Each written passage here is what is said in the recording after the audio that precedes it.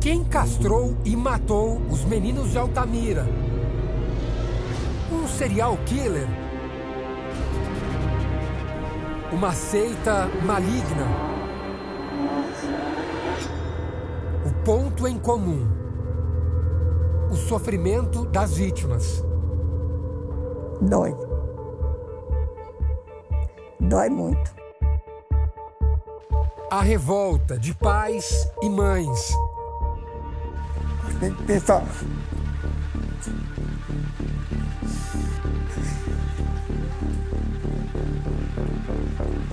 Eu tenho que conversar, que eu falar nesses crimes, pelo amor de Deus. Eu não tenho maldade, quiser pro meu filho. Era com ela dele, A certeza de uma filha. Ele realmente fazia parte dessa seita? Não, nunca existiu essa seita. A polícia de um estado. Que eles vieram no Pará. E ele vinha com a intenção, inclusive, de dizer que mostrar onde é que tinha enterrado os corpos da criança. Não houve isso. Contra os investigadores de outro. Eu não tenho a menor dúvida que tem tudo a ver com Chagas. Centenas de documentos são analisados. O depoimento dos sobreviventes. Ela caiu ensanguentada, só que ela se arrastou até na estrada e foi levada para o hospital. 3 peritos não têm dúvidas. Ele é preciso no corte. Eu não vi diferença em relação a esses casos aí que me foram apresentados. É modus operandi do Francisco. Será que o caso dos meninos emasculados pode ser reaberto depois de tanto tempo? É para descobrir tudo isso que a nossa equipe saiu de São Paulo durante a pandemia do coronavírus, rumo ao interior do Pará.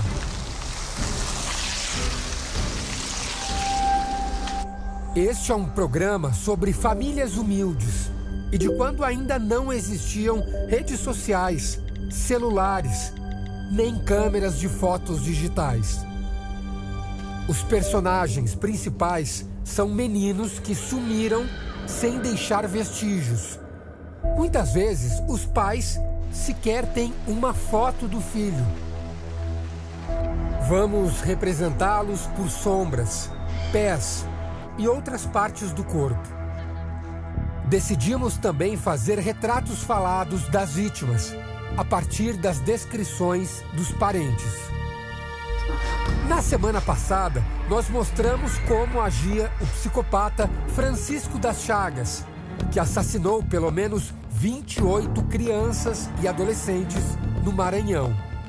Ninguém desconfiava daquele homem, ninguém. Eu nunca matei ninguém na minha vida. Ele tirou a carne do meu filho. Ele chegava na minha casa, tomava café na minha casa depois que matou meu filho. A emasculação e as pancadas na cabeça são assinaturas. O que botou desse menino? Fui capaz dele. Você imagina o seu filho morto por alguém que ele chamava de tio. Quando fomos lá para fazer a prisão dele, a população quis nos linchar, tive que pegar a arma e pá, para cima, a população se afastar. Para nossa surpresa, ele mostrou o local que tinha outra vítima. Você já viu ele dizer que o meu filho foi a última caça dele?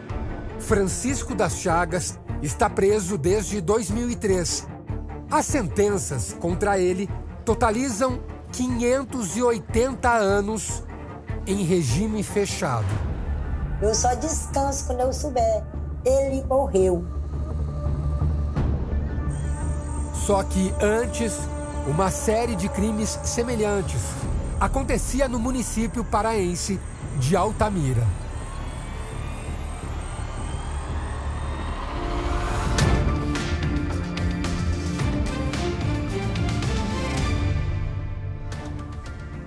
Olá, boa noite para você. Eu estou na redação do Repórter Record Investigação em São Paulo. Nas últimas semanas, os jornalistas Marcos Reis, Júlia Gazeta e Aldris Kanashiro analisaram centenas de documentos fundamentais para produzir os 2 documentários sobre os meninos emasculados. No episódio de hoje, nossos repórteres trazem detalhes inéditos em torno das mortes no Pará. Segundo a justiça, integrantes de uma seita foram condenados por raptar e matar crianças na cidade de Altamira. Mas será que esse caso tem relação com a história dos 28 meninos assassinados no Maranhão pelo serial killer Francisco das Chagas, que mostramos na semana passada? E por que autoridades questionam o resultado das investigações que apontou 2 médicos, um ex-policial e um empresário como responsáveis pela execução em série de garotos no Pará? É o que você vai ver agora.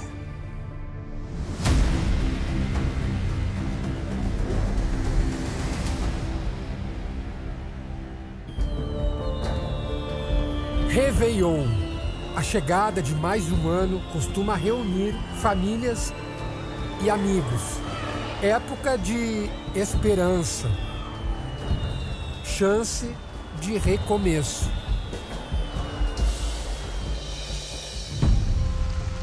Mas foi num dia desses que José Maria Alves Tipaia viveu o terror. Foi num dia desses que sumiu Jurdilei, uma data que se tornou inesquecível. Acho que estou vendo nesse ano de tudo. Muito trabalhador. Não ouvi, mas gostava de trabalhar. Era janeiro de 1992. Jurdilei veio nadar nos igarapés da região. Esse ponto fica a quase 11 quilômetros do centrinho de Altamira. Algumas pessoas que estavam aqui viram ele e, segundo consta na investigação da polícia, assim que ele retornou para casa, ao atravessar esta ponte, ele não foi mais visto. O adolescente festejava com irmãos e parentes, só que resolveu voltar sozinho ao sítio onde se hospedavam. Ficaram lá tomando banho e deixaram a distância de quase 1 quilômetro do Igarapé na casa que nós estávamos. E nessa vinda dele, pegaram ele. A notícia do sumiço se espalhou entre os parentes. Por volta de 19 horas da noite, por aí, quando eu encontrei com a minha irmã e ela já estava muito angustiada. O medo já angustia, né? E começa a pensar o que aconteceu. Aos 13 anos, Jurdilei não era de aprontar. Ele sempre foi uma pessoa muito responsável de a gente saber onde é que estava. Não era aquele garoto que a gente diz, não, mas ele toda a vida saiu, sem avisar. As horas se arrastavam. E a família entrava em desespero.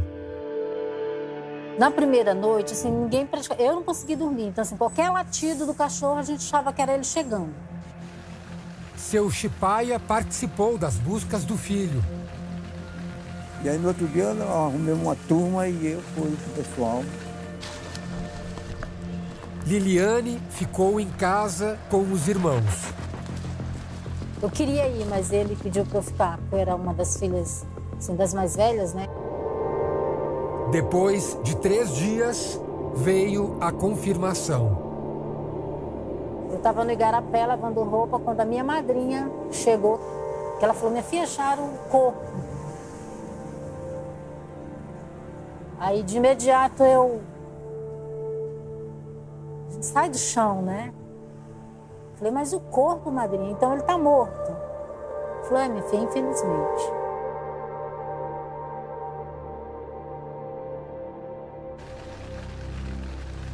Quem achou ele foi eu, saí em cima dele, facada assim no peito, a goela rolada assim. A cena mexeu com o seu Tipaia para sempre. Tem que pensar.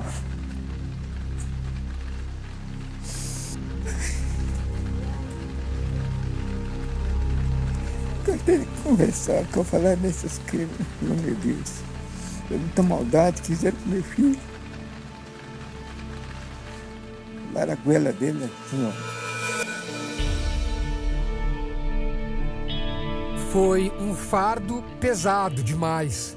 O sentimento de impotência se transformou em depressão. Eu fiquei muito... Eu via triste demais. Não tinha vontade mais de nem fazer trabalhar, nem de nada. Liliane encontra consolo ao lembrar que existe gente em condições ainda piores. Eu costumo dizer que pelo menos nós tivemos a oportunidade de encontrar o corpo do meu irmão e fazer um velório. E aquelas mães, aquelas famílias que nunca encontraram seus filhos. Será que ele está vivo? Será que está morto? Isso é pior ainda. Isso é uma dor que não se apaga. Nada se compara a ter um filho desaparecido. É uma espera sofrida. Um luto que não se vai. Maria Carolina passa por essa dor há 28 anos. Eu sou Maria Carolina Farias, sou a mãe do Maurício, que desapareceu em 27 de dezembro de 92. A última vez que o Maurício foi visto com vida foi bem pertinho desse ponto, quilômetro 4 da rodovia Transamazônica. O movimento sempre foi intenso aqui. Alguém passou, percebeu que ele estava aqui na beirada da estrada, acompanhado de um homem, mas nada disso chamou a atenção. Hoje, esse ponto da Transamazônica, a gente vê que tem algumas casas construídas naquele lado, que não deviam existir naquela época. Devia ser tudo mata, exatamente como aqui. Algumas pessoas teriam visto Maurício no caminho, como, por exemplo, um conhecido da família. Ele disse que ele pegou uma carona. Ele pegou uma carona na saída de Medicilândia. Lá em Medicilândia, teve uma pessoa que viu ele no ponto do ônibus, também era conhecido nosso de muitos anos. Viu ele em pé, esperando uma carona para voltar para cá, para Altamira. Só que ele nunca chegou. Mas daqui para Medicilândia é bem longe, não é? É 90 quilômetros. Assim como Maurício e Jurdilei, outros garotos desapareciam na cidade. Foi a partir de 1989. Altamira, até aquele tempo, foi uma cidade pacata, não tinha criminalidade. A gente vivia muito bem aqui.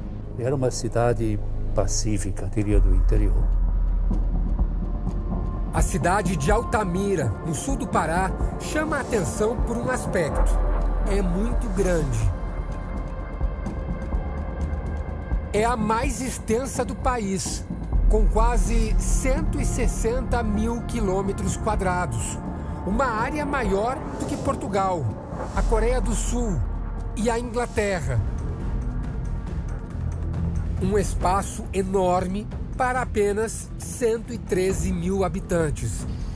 Em 1991, época dos crimes, a população era menor ainda, 65 mil moradores. E 3 em cada 4 moradores eram pobres ou muito pobres. Nesse ambiente, antes tranquilo, cadáveres apareciam mutilados, os pênis e testículos arrancados. Alguns eram crianças, a maioria adolescentes. O pessoal vivia um drama, um verdadeiro drama. E, logicamente, depois o pessoal começou também a inventar boatos, todo mundo sabia alguma coisa, e depois, claro, que isso corria também pela cidade.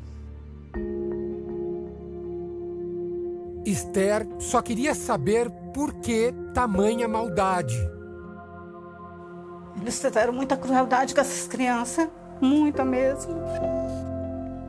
A gente se pergunta o que essas crianças fizeram para eles.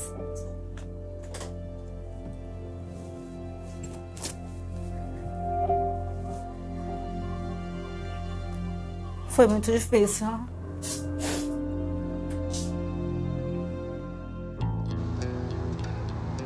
No início dos anos 90, Altamira já vivia um clima de medo. Já tinha crianças desaparecidas e crianças mortas. Os pais não deixavam mais as crianças para a escola sozinhos, tinham que acompanhar, né? A preocupação era grande, mas mesmo assim acontecia, continuava acontecendo. Nem toda essa preocupação evitou que Clebson, o irmão dela, fosse raptado. Esther foi avisada pela mãe. Aí eu fui para casa. Aí, assim, uma meia hora ela chegou lá, já chegou chorando. Que ele não tinha retornado, que ele tinha desaparecido e que os capadores de criança tinham pego ele. Ela já falou assim. Ela já tinha certeza que ele tinha sido pego. Meu nome é Maria Esther Ferreira Queiroz. Eu sou irmã de Clebson Ferreira Caldas Sobrinho, que desapareceu em 1992. É difícil saber exatamente o que aconteceu naquele dia. A única informação concreta que se tem é que o Clebson veio de bicicleta até este ponto da cidade. Naquela época era muito comum os meninos virem até aqui pegar mangas nas árvores. Foi exatamente nesse ponto que ele foi visto com vida pela última vez. Então o bairro inteiro se uniu, as famílias se uniram e a gente ficou buscando onde tinha estrada, aonde tinha pé de manga, né? Que a gente sabia que por lá ele deveria ter passado, a gente fazia as buscas, mas não achava, não encontrava. Foi muito difícil. A família procurou a polícia e teve uma decepção com o delegado responsável. E quando nós chegamos lá para registrar a ocorrência, ele disse que não podia fazer porque tinha que esperar 24 horas. Pior ainda, o delegado colocou em dúvida a palavra da irmã e da mãe. No outro dia de manhã nós fomos de novo, eu mais minha mãe. Quando chegou lá, nós falamos para ele que ele não tinha aparecido ainda. Aí ele falou para nós que se nós estivéssemos lá simulando um desaparecimento para ganhar dinheiro, ia ficar todo mundo preso. Além disso, Esther conta que a estrutura de investigação na época era precária. Tanto é que os policiais da época, era a gente que ficava dizendo onde a gente queria ir para ver se ia encontrar, que a gente achava onde estava. Não tinha muito apoio da polícia naquela época, a gente não tinha apoio de ninguém. Se a gente observar bem, vai perceber que não há quase nenhum movimento de carro. Na década de 90, o movimento era ainda menor. A vegetação hoje aqui é intensa, mas no dia em que ele desapareceu, a mata era ainda mais alta. A polícia encontrou o corpo do menino a uns 100 metros de onde nós estamos, mata dentro. E só foi possível chegar até ele porque um detalhe chamou a atenção da família. A gente viu um monte de urubus. Aí os carros pararam, aí os policiais entraram junto com meu cunhado, foram seguindo onde os urubus estavam e aí eles encontraram lá. Primeiro encontraram a bicicleta do menino. Depois, o próprio Clebson. A bicicleta foi encontrada com um corte, tipo assim uma navalha nos pneus da frente e o traseiro, né? Jogada na entrada onde a gente encontrou o corpo dele e mais 100 metros a gente encontrou o corpo dele. Quanto tempo ele esteve desaparecido até encontrarem o corpo? 6 dias. Não é à toa que os urubus sobrevoavam o local. O corpo do jovem estava trucidado. Ele estava com as vestes em cima dele, né? Só que eles tinham arrancado os olhos dele. O couro cabeludo eles arrancaram. Eles tiraram os órgãos genitais dele. Ele estava com os pulsos cortados. E ele foi queimado. Ele foi muito torturado. Muito, muito. Eu acho que eles judiaram muito dele antes dele morrer. Aí tava as roupas dele, o short em cima dessa parte dele, a camisa, e a boneta estava em cima do rosto dele. E quando a gente tirou a boneta, a gente não reconheceu. Assassinatos com detalhes terríveis deixavam a polícia intrigada. Nós tínhamos a hipótese mais batida, que era de um serial killer, né? Mas que não tinha nenhuma direção, apenas pelas questões das mortes constantes de crianças e pela questão da emasculação, de que se tratava também de uma questão de ritual, mas que também não tinha ainda uma direção. Isso é um crime que vem da alma, né? A troco de quê? Só da maldade humana? Ou a troco de tráfico de órgãos? É cruel. Também se suspeitava de uma rede de tráfico de órgãos humanos. No total, 14 vítimas foram contabilizadas, mas poderiam ser até mais. As famílias pediam por uma solução. Formavam coletivos para pressionar a polícia e o governo. Até hoje a gente escuta pessoas dizendo que teve famílias que seus filhos foram vítimas e que eles foram embora, que não prestaram depoimento. Vocês confiaram na investigação, nessa investigação da polícia? Da polícia daqui, não. Não? Não. Dessa daqui nós não confiamos de jeito nenhum. Na época, não. O desespero atingia principalmente as famílias pobres. Porque todas essas crianças que foram assassinadas, eles ajudavam a família nos afazeres da casa, assim. Um que ia levar o gado para tomar água, o outro que vendia pastel, o outro que era engraxate, o outro que trabalhava na oficina de bicicleta, né? Ainda hoje, exclusivo, de dentro do presídio, um dos médicos condenados pela morte dos meninos de Altamira fala com a nossa equipe. Então houve uma investigação, houve uma peça teatral para dar uma satisfação à sociedade e o otário está aqui, né? Antes, 4 pessoas foram condenadas pelo rapto e morte de meninos em Altamira. De acordo com as investigações, as crianças eram sequestradas e assassinadas em rituais macabros de uma seita. Só que até hoje, autoridades do Maranhão afirmam que o serial killer Francisco das Chagas teve participação nos crimes no Pará. Conforme os meninos somem, testemunhas passam a dar depoimentos. Falam dos suspeitos que viram perto dos locais dos crimes. A polícia prende um homem chamado Rotílio. É isso que conta o livro O Caso dos Meninos Emasculados de Altamira, da antropóloga Paula Mendes Lacerda. É uma tese de doutorado com análise de mais de 30 mil páginas de documentos e depoimentos. Rotílio era referido como monstro de Altamira. Ele é detido no quartel da Polícia Militar de Altamira e morre em circunstâncias misteriosas. As autoridades militares responsáveis pela custódia do preso afirmaram que Rotílio foi descoberto sem vida na entrega da primeira refeição do dia, na cela em que ocupava sozinho. Só que mais meninos aparecem mortos. E outra versão se sobressai, a de que integrantes de uma seita raptam crianças para rituais macabros. Todos eles não confessam, negam sempre, mas as evidências, as provas que foram trazidas dentro dos autos mostram isso. Aí foi quando a Polícia Federal apresentou eles, né, para a Justiça.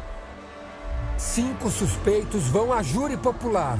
São eles, os médicos Anísio Ferreira e Césio Caldas, o policial Carlos Alberto Santos, o filho de fazendeiro Amailton Madeira e a suposta líder da seita, Valentina de Andrade. Fazia os rituais porque existem depoimentos, inclusive dentro dos autos, isso eu tenho certeza, de pessoas que estavam dentro da casa, que era como uma espécie de empregado, que embora não pudesse assistir direto, mas via as reuniões deles dentro da casa com esses rituais e todos eles participando. A Valentina seria uma espécie de líder dessa seita? Líder. A líder? Líder. Uma testemunha diz que Anísio, um dos acusados, o convidou para uma reunião. E tratava-se de um ritual de espiritismo. 8 pessoas estavam sentadas em volta de uma mesa e vestiam batas pretas, abotoadas. Uma ex-empregada doméstica do mesmo acusado afirma que diversas vezes foi aterrorizada pelos filhos do médico, que vestiam capas pretas e capuzes vermelhos e portavam um livro em cuja capa se lia Magia Negra. O psiquiatra Guido Palomba teve uma sessão de um dia com outro acusado, Amailton Madeira. Ele se abriu com dificuldade, falou, não, sou homossexual e tal. Aí, conversando com ele, ele tinha predileção pela felação.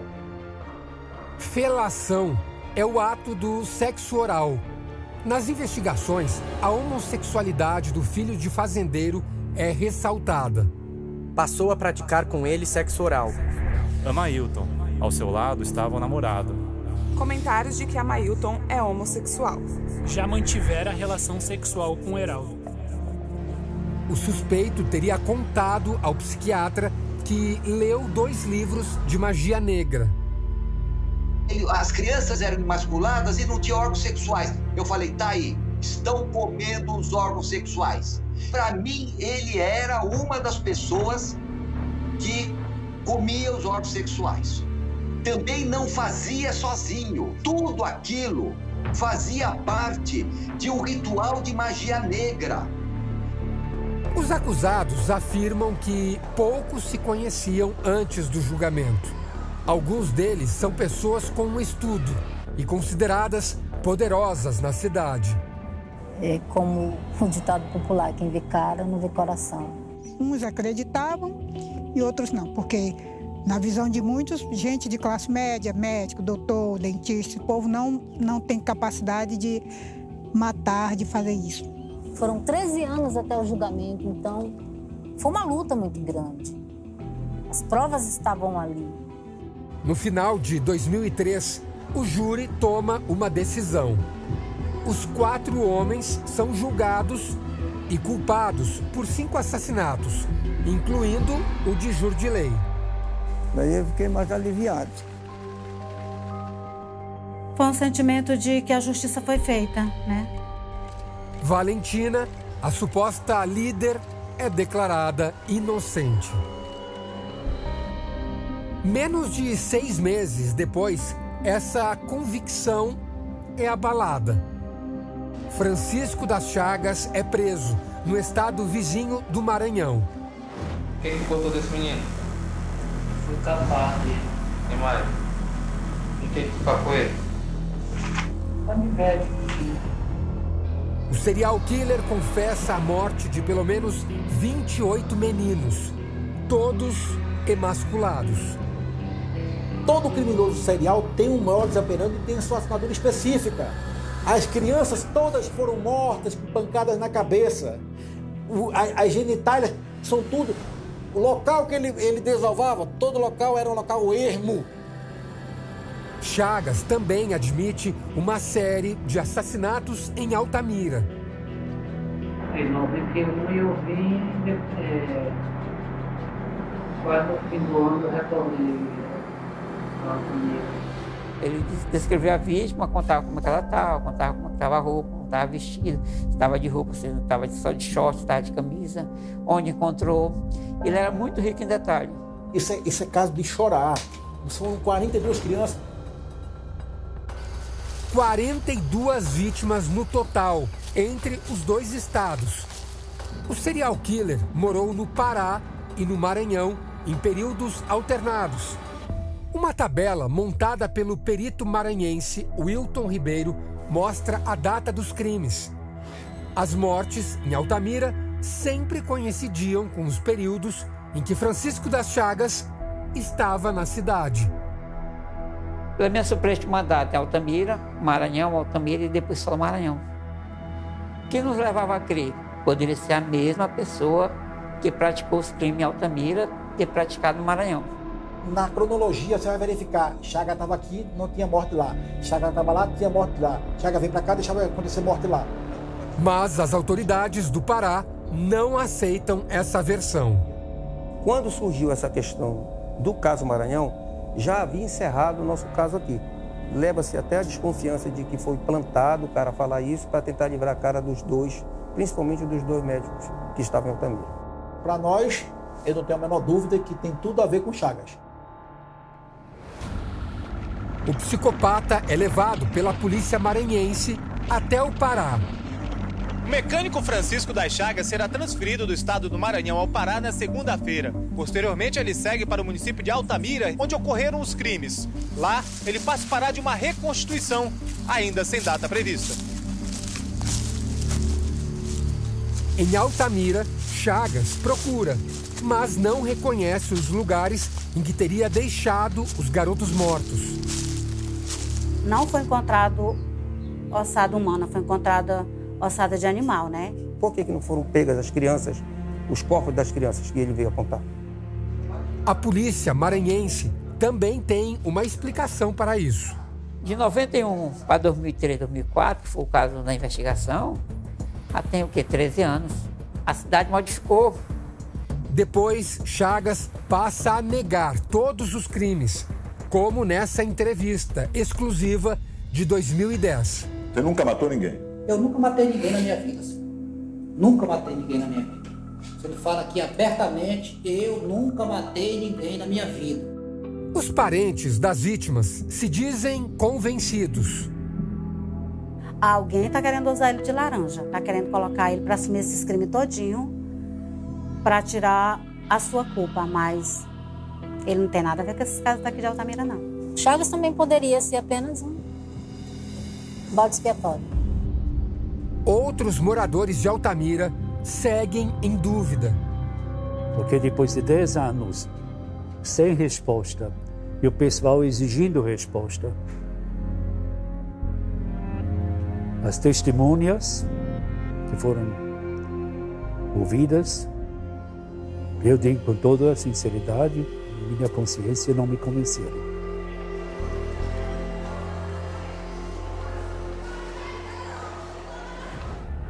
Seis meninos assassinados, 5 desaparecidos, 3 escaparam com vida. Pela primeira vez, os depoimentos dos sobreviventes do caso de Altamira são revelados. 3 das primeiras vítimas em Altamira tiveram os pênis arrancados, mas sobreviveram. Este jornal da época destaca: quando acordei, já estava coisado. E mostra que a hipótese de magia negra é a mais forte para a polícia. O sangue das vítimas seria utilizado nos rituais, juntamente com o órgão genital. Já para o perito Wilton, do Maranhão, esse comportamento é típico de um psicopata. Os 3 primeiros casos foi de Altamira, as vítimas sobreviveram. Então ele viu que aquilo ali poderia ser uma complicação para ele depois. Ele passou a matá-lo. Tivemos acesso a depoimentos dos meninos, nunca antes mostrados na TV. Nos relatos, algumas coincidências, como a menção de uma bicicleta vermelha que seria usada pelo raptor. Bicicleta Monarca de cor vermelha, bicicleta de Monarca vermelha, bicicleta cor vermelha, bicicleta de cor vermelha. Em testemunhos dados depois de 15 anos, 2 dos sobreviventes apontam que foram raptados por um homem só. De pele morena, mas não negra. Moreno, de estatura média, cabelos encarapinhados. Eles destacam detalhes dos ataques. O homem o agarrou, tirou-lhe as calças e começou a chupar seu pênis. Viu que estava todo ensanguentado e com o órgão sexual dilacerado. Já adulto, um dos garotos nega ter visto o serial killer do Maranhão. não reconheceu como sendo o homem que o atacou. Francisco das Chagas Rodrigues de Brito. O terceiro sobrevivente depôs, ainda criança, em 91 e 92. Diz ter visto mais pessoas na cena do crime. Além da pessoa que o levou para o matagal, existiam mais 3 pessoas e que, apesar de estar com olhos vendados, conseguiu ver os pés das mesmas. Um total de 4 homens. A descrição do ataque a uma criança impressiona. Ela caiu ensanguentada e eles foram embora imaginando que a criança ia morrer ali. Só que ela se arrastou até na estrada e conseguiu pedir ajuda de um caboclo que passou também de bicicleta e que socorreu e foi levada para o hospital. 2 sobreviventes deram depoimentos ao júri usando capuz sobre o rosto. Ambos apontaram o ex-policial Santos como o homem que os teria raptado e dopado. Mariene Gomes, do coletivo de auxílio às famílias, teve contato com os meninos. Conhecia as famílias. Mas, mesmo com os órgãos reconstruídos, a relação com eles sempre foi difícil. Imagina quase 30 anos atrás, meninos emasculados, conhecidos como os capados. Tem medo, tem depressão, tem muita tristeza. Em uma reportagem antiga, um dos sobreviventes confirma ter vergonha da emasculação. Eu não sei. Você sonha ainda com aquele dia? Aí mesmo temos pesadelos. A última informação obtida sobre esse garoto é que em 2014, já adulto, foi autuado por furto em Altamira. Césio Caldas é um dos médicos condenados pela morte dos meninos de Altamira. De dentro da penitenciária agrícola do Espírito Santo, ele dá uma entrevista exclusiva aos nossos repórteres. Uma trama diabólica, ligando um filho de fazendeiro, dito homossexual, 2 médicos, um ex-policial e uma líder de seita comandando tudo. Faz sentido? Todos os acusados sempre negaram as acusações. O mais veemente entre eles é o doutor Césio Caldas. Não, senhor, sou inocente, eu provo isso. Agora, algumas testemunhas reconheceram o senhor próximo a cadáveres de crianças. Isso procede? Não. Tem somente uma única testemunha de acusação contra mim. Uma entrevista com Césio é fundamental para entender se a seita macabra em Altamira existia mesmo. E é para isso que nos preparamos. A justiça permitiu que a nossa equipe entreviste o médico Césio Caldas, mas por conta da pandemia, essa entrevista não pode acontecer dentro da penitenciária. Por isso, a gente vai entrevistá-lo através da internet. O homem que aparece do outro lado da tela está envelhecido. Usa uniforme de presidiário, mas mantém a firmeza do passado. O senhor é inocente? Sim, eu me considero inocente. Césio diz que foi surpreendido ao receber a primeira ordem de prisão em julho de 93. Eu estava no hospital, lá na minha sala, na época, então, quando eu fui preso, já tinha sido nomeado diretor da referida unidade hospitalar. Fui levado para minha casa, deram busca e apreensão e lá me apresentaram o mandado de prisão. Inclusive, houve um susto lá na cidade, porque todo mundo me conhecia. Foi um choque, principalmente para a família dele. Césio e a mulher têm 3 filhos. A mais nova é Stephanie. O quanto isso destruiu ou prejudicou a vida de vocês, a família de vocês, com essa prisão e com todo esse caso? E ninguém passa por uma situação como essa e não tem alguma marca, né, alguma cicatriz. Você pode sobreviver a isso, você pode sucumbir. Quem vê a moça feliz nas fotos com os irmãos ou passando férias no exterior, não imagina o quanto ela já sofreu pela falta do pai. Meu pai não estava comigo em muitas ocasiões, em muitos aniversários, em muitas férias de família. Não esteve comigo quando eu entrei na faculdade. Não esteve comigo no dia do meu casamento. Então, assim, são muitas memórias que eu não vou poder ter. Césio e Stephanie tentam explicar como ele foi envolvido no cenário dos crimes. A única testemunha crível de verdade, e muito ironicamente, é o senhor Agostinho, que falou que ele viu uma pessoa saindo do mato com um facão ensanguentado.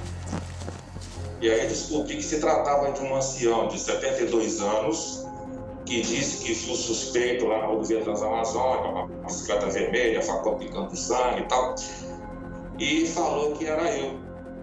Os dois se referem a Agostinho José da Costa, um senhor nascido em 11 de outubro de 1922. O testemunho dele foi a base para a acusação contra o médico. Primeiro, o senhor disse que viu uma pessoa que vinha saindo do mato com uma bicicleta e nas mãos trazia um facão sujo de sangue. E ele diz que sabe com certeza absoluta que é um médico da cidade de Altamira. Esse médico seria Césio. Pelo horário descrito, o médico estaria em intervalo de almoço no trabalho. E descobri mais tarde que a localização que esse referido ancião viu o suspeito, a distância era mais ou menos de 8 a 10 quilômetros. Não só da minha residência, como também do hospital que eu estava trabalhando naquele referido momento. E não dava para nem de carro fazer esse percurso, quanto mais de bicicleta. E o curioso é que, pelo caminho traçado lá, não existe pessoas que me viram andando de bicicleta por ali. Para Stephanie, a explicação pode estar na semelhança entre Césio e o psicopata Francisco das Chagas.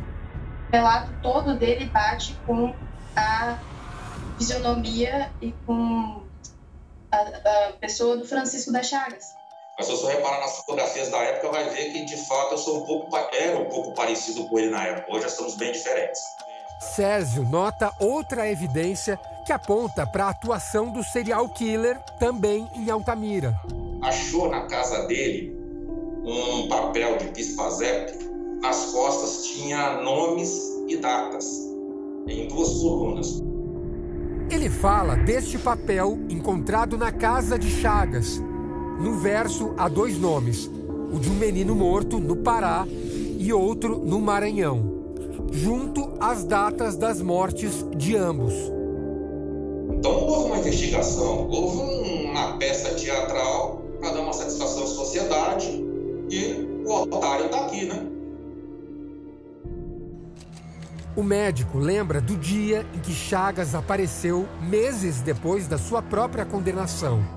Ele viu a notícia junto com os companheiros de cela. Os presos logo gritaram: doutor, tá indo para casa, o verdadeiro cara apareceu. Em seguida, os agentes entraram na minha cela e falaram a mesma coisa. Só que o caso nunca foi reaberto. Mesmo que Stephanie tenha se formado advogada para tentar libertar o pai. Meu pai ele foi condenado em júri popular. Então, a partir desse momento, a única defesa a ser feita, na verdade, seria pedir uma revisão criminal do caso. Nós já tentamos uma vez, não foi bem sucedida, na verdade. A jurista Patrícia Vanzolini explica que não é bem assim. Se já houver transitado em julgado e surgiu uma nova prova de inocência, tem como reabrir. Quando uma pessoa é condenada, transita em julgado e depois surge uma prova de inocência, a gente faz uma revisão criminal. Será que as confissões de Chagas não seriam suficientes? Enquanto o Chagas não admitir em juízo claramente que ele assassinou aquelas crianças específicas pelas quais o meu pai foi condenado, ele não conta como uma prova nova. O caso já chegou ao Supremo Tribunal Federal, onde, em um habeas corpus, o ministro Marco Aurélio de Mello citou o que se tem como o maior erro judiciário da justiça brasileira. Hoje, o caso está praticamente encerrado. Césio cumpre pena em regime semiaberto, no Presídio Agrícola do Espírito Santo. Nos últimos anos, a família tem a chance de se encontrar nas saídas da prisão. Ele tem a oportunidade de sair 5 vezes por ano, de acordo com a lei das execuções penais, para poder ficar uma semana visitar a família. Césio ainda tem fé. Quer limpar o próprio nome e voltar a exercer a medicina. Sim, eu tenho essa esperança e vou lutar por isso. Existe alguma coisa que você gostaria de falar para o seu pai que a gente possa deixar registrado? Eu tenho um orgulho enorme da pessoa que ele é.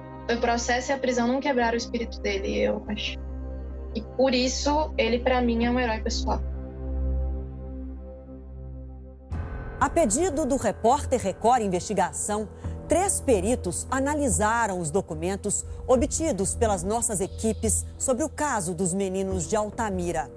O resultado é surpreendente. 17 anos se passaram desde as condenações.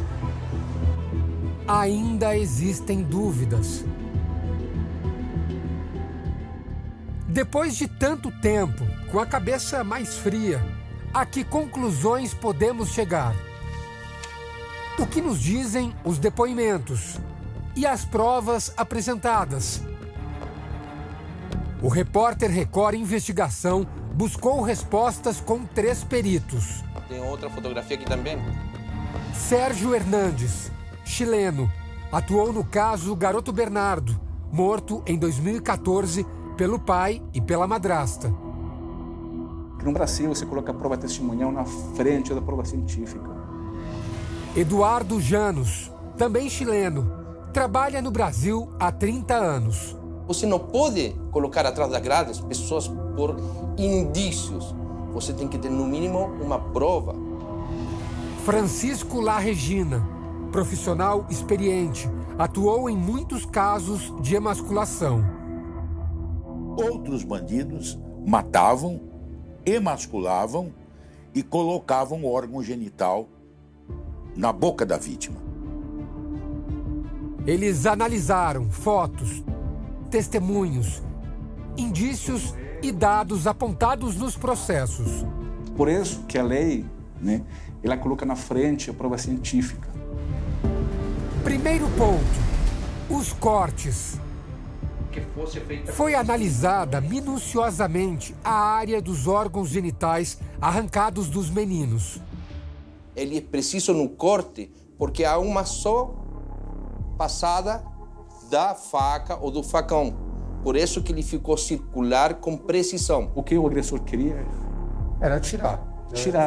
Tirar a assinatura dele. Na época dos julgamentos, muito se falava que os cortes nas vítimas eram precisos e cirúrgicos.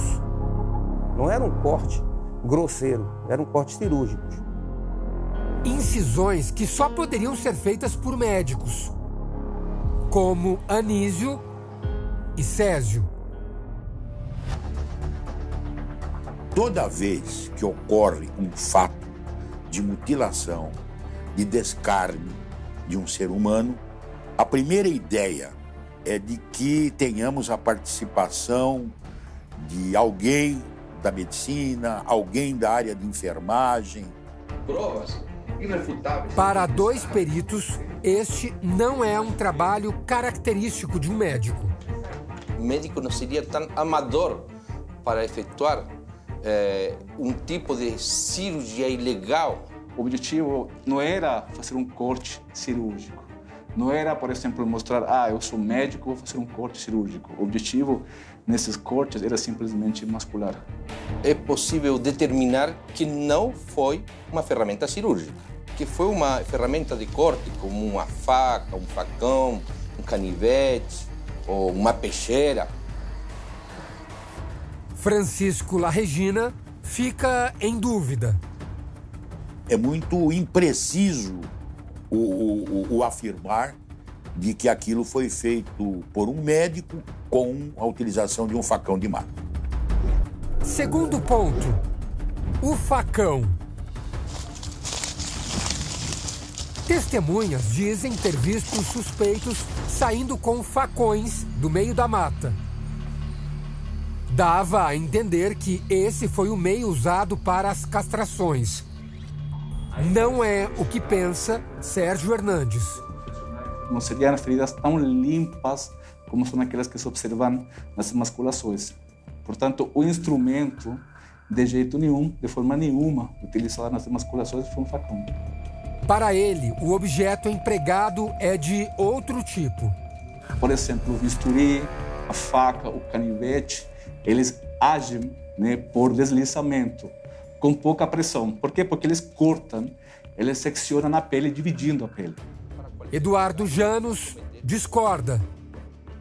Isso que parece ser muito bem feito é produto da forma como foi retirado o órgão do menor no momento do corte. Que ainda há restos de saco escrotal no menor, em vários menores. Francisco Larregina, mais uma vez, fica em cima do muro. Ele estudou casos como o do serial killer Chico Picadinho e do médico Fará Jorge Fará. E ressalta que não se percebe a diferença entre o corte de um leigo e o de um profissional da saúde. Não vejo diferença ou uma técnica, né, como um profissional, um médico qualificado, especializado, um cirurgião, se tivesse que fazer esse procedimento. Mas o especialista nota também uma questão lógica. Em tese, vamos dizer que um médico que tenha conhecimento anatômico vá fazer um procedimento desse. Ele jamais se utilizaria de um facão de mata. Um detalhe importante: nenhum dos três vê diferenças no tipo de castração feita no Maranhão e no Pará. O que acontece nesses casos, muitas vezes acontece, que os serial killers eles começam a depurar as técnicas. Você pode ver que quizás nos casos mais recentes, os cortes são muito mais nítidos. Terceiro ponto: os reconhecimentos. Apresentamos aos peritos as fotos do médico Césio e do ex-policial Santos. Testemunhas disseram que viram os dois saindo da região em que os crimes aconteceram. Trouxemos também um retrato do serial killer Francisco das Chagas, desconhecido da polícia e das testemunhas na época. O senhor vê semelhança nessas três fotos? Logicamente, existe semelhança. Por exemplo, ver o nariz dos três é parecido, a boca dos três é parecido, o queixo. O queixo também. Esta é uma comparação facial elaborada pelo perito Sérgio Hernandes. A análise revela que eles possuem o mesmo tipo de cabelo, crespo, e a mesma estrutura capilar, com entradas formando recuos laterais. Os três apresentam o mesmo tom de pele, escura, rica em melanina. Estas linhas sobrepostas também comprovam semelhanças simétricas nos olhos, nos ossos faciais, nos lábios e no queixo. Se você colocar essas três pessoas 8 da noite, por exemplo, a 50 metros, você vai conseguir identificar quem é quem? São três pessoas de cor, são três pessoas de cabelo similar, né? Corte de cabelo similar, fisionomia similar, você vê boca, nariz, queixo. O perito Larregina vê semelhanças principalmente entre Francisco das Chagas e o médico Césio Caldas. A cor da pele, o tipo de cabelo mais crespo, né? A possibilidade de se fazer essa confusão no momento de sair da mata. Eduardo Janos preparou 3 conjuntos de fotos com Chagas e Césio. Este é o primeiro. Uma distância de 30 metros ou menos até, não consegue determinar quem é quem, que permitem que qualquer pessoa confunda um com o outro se não o conhece. Agora, o segundo. O formato, o queijo, a boca, a orelha, a testa, o cabelo com uma pequena diferença na entrada, mas para quem não conhece um ou outro, pode ser a mesma pessoa. E é possível determinar de que eles têm o mesmo nariz, a orelha muito parecida, o corte de cabelo muito parecido, o tamanho da testa e a boca. Tudo isso aí ajuda a que uma pessoa que acha que viu o médico, realmente quem viu foi Francisco. Os profissionais criticam a maneira como os reconhecimentos foram feitos pela polícia. Claramente, pode existir o erro. Se eu reconheço uma pessoa, a investigação criminal tem que investigar. Para quê? Para levantar provas de que efetivamente essa pessoa estava no local, primeiramente, e de que essa pessoa participou dos crimes, o que não foi feito. Uma das testemunhas tinha 72 anos na época. A polícia deveria ter determinado, nesse momento, se este senhor tinha condições visuais, pelo horário, pelo local, ou por ele mesmo, para saber se ele usava óculos ou não. Os peritos enxergam outra falha. No final da década de 80, quando os primeiros casos surgem, não existia equipes de perícia em Altamira. As 4 condenações foram baseadas principalmente na palavra de testemunhas. A prova testemunhal ela pode ser induzida, ela pode ser criada. Eu posso falar para uma pessoa, posso ameaçar, posso induzir e falar, não, eu quero que você fale isso. A prova científica você não consegue manipular. A prova de DNA você não consegue manipular. Tecido orgânico você não consegue manipular. Agora, a prova testemunhal é aceita por nós, dentro da legislação, e nós temos que respeitar. Mas talvez a mais fragilizada de todas. Não existiram as outras, né? Temos que ficar com a testemunhal. Porque essas 2 pessoas, o Estado não quer que essas pessoas sejam livres. Eduardo Janos destaca que todos os crimes devem ter sido feitos por apenas uma única pessoa. Não tem nenhuma relação com uma seita, que não tem nenhuma relação com outras pessoas terem participado destes crimes horríveis, e sim diretamente a participação de um autor que tinha um único modus operandi, que era reconhecido em todos os locais de crime onde foram encontradas as vítimas. Os peritos concluem. Pelas provas técnicas, pelos depoimentos que o senhor viu, pelo que se apurou na investigação e o que foi a júri, o senhor condenaria os médicos como foram condenados? De jeito nenhum. De jeito nenhum. Toda acusação tem que estar amparada em provas. E as provas praticamente não existem.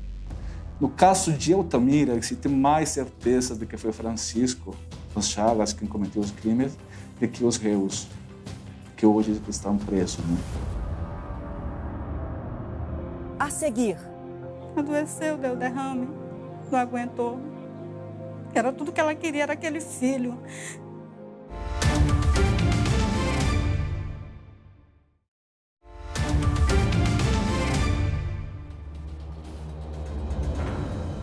Quase 30 anos depois, o caso dos meninos emasculados do Pará ainda provoca discussões.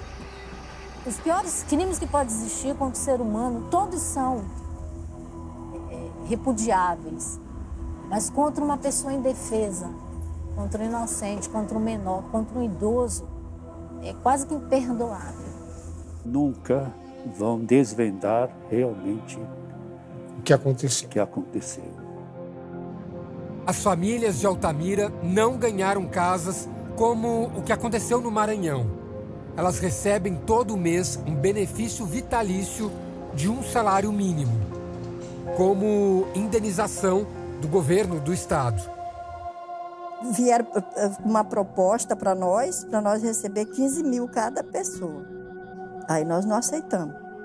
Então, eles colocaram para nós receber uma pensão todo mês. E a gente recebe essa pensão. Mas dinheiro nenhum é capaz de aliviar a dor da perda. Destruir minha família.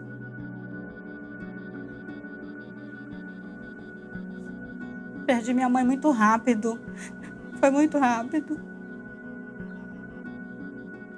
Adoeceu, deu derrame. Não aguentou. Era tudo que ela queria, era aquele filho. É uma perda, é uma dor que ninguém vai conseguir colocar algo para amenizar. É bem difícil.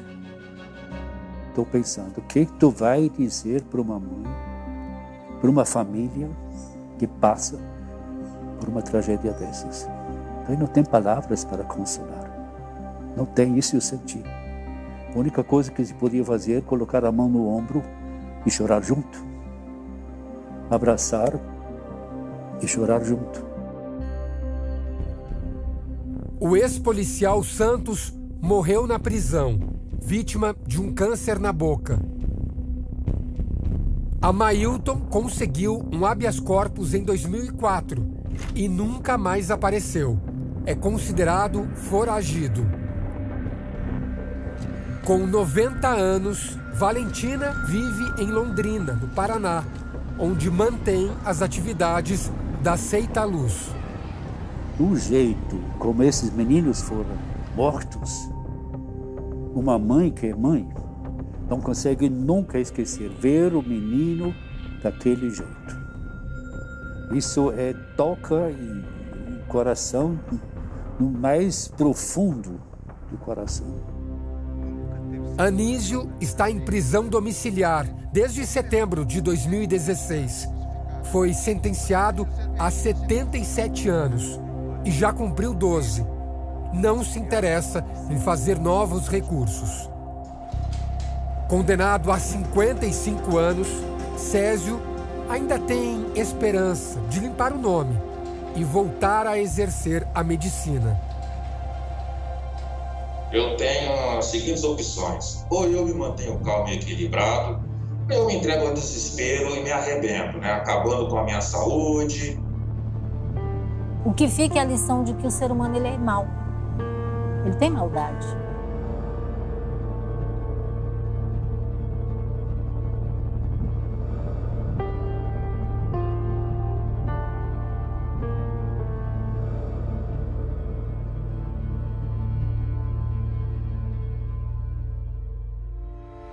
O Repórter Record Investigação termina aqui.